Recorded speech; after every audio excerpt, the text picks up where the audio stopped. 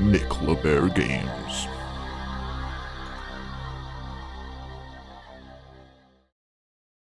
Hello everybody, I'm Micklabear and welcome to this week's episode of Select Memory.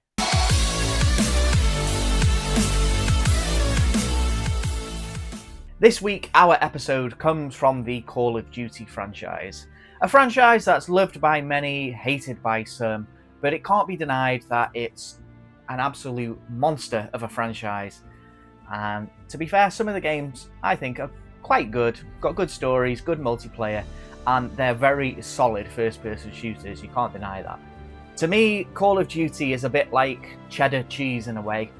Mass-produced, there's a hell of a lot of it about, but who doesn't like a bit of cheddar every now and then? Well, the memory that I'm talking about today, as soon as I show you which game it's from, you're going to jump to the level that you know it's going to be. It does, of course, come from Call of Duty Modern Warfare 2. Call of Duty Modern Warfare 2 is the 6th installment in the franchise and a direct sequel to COD 4 Modern Warfare. Just like its predecessor, this one was developed by Infantry Ward and built on the very solid foundation of the previous game. This one looked to up the ante from the last game, and for the most part it succeeds. The fast-paced gunplay returns, the story and characters are developed further, and the iconic multiplayer took online gaming to new heights. The single-player campaign follows an elite special forces unit as they try to combat the Russian threat. In all honesty, it's a narrative that's a little too close to the bone, given the current geopolitical climate.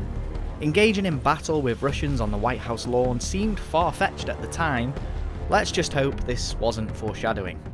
Modern Warfare 2 was very well received, scoring reviews in the 9s and 10s, winning countless awards, and really cementing Call of Duty as the FPS top dog. Take the shot! Go for his leg! He's down.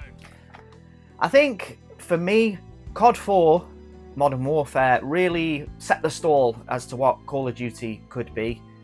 They absolutely perfected it, I think, with Modern Warfare 2.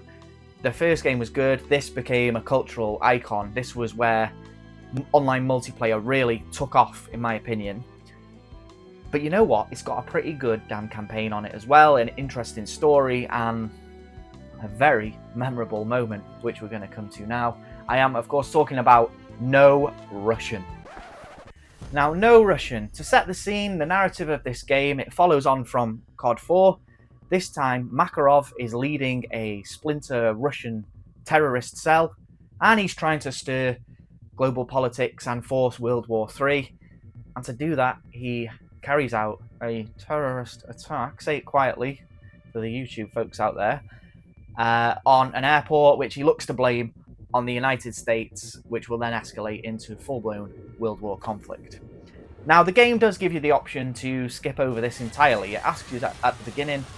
You have a choice. It will cut this completely from the game and you won't experience it if you don't have to. However, I always do because I feel like the developers have made it, they want me to see it, and I've got to admit, it's part of the journey, part of the narrative, even though it's a pretty horrendous thing to witness. But not only witness, you can choose to witness, just walk through, not fire a single shot, or you can partake. And let's not kid ourselves, we've all done some very questionable things in video games. You think about the Grand Theft Auto franchise for a start. We are terrible people in the digital world. We can't get away from that. So I will admit, I have played this both ways, both as a pacifist and an aggressor. And either way, it's just as harrowing. It makes no difference, really. It's a very touchy subject and kind of ballsy for the developers to even go down that route at the time. Even today, you know, those kinds of things are a big worry in today's world, especially with the way tensions are at the moment.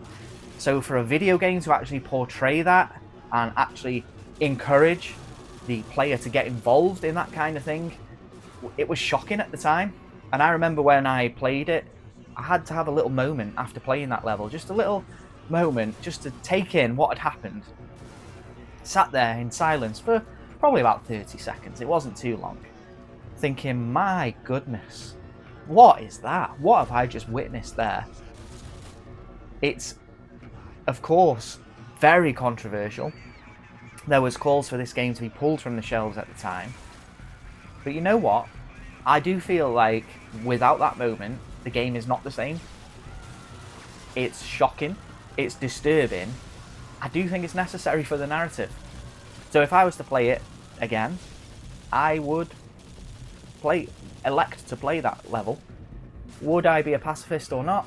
I don't know. I'll see how the news takes me. Maybe take 1 or 2 out. You know, let's not get greedy. But yeah, that was no Russian. I just remember at the time thinking, wow, absolutely wow. Like, is this for real? Are we doing this?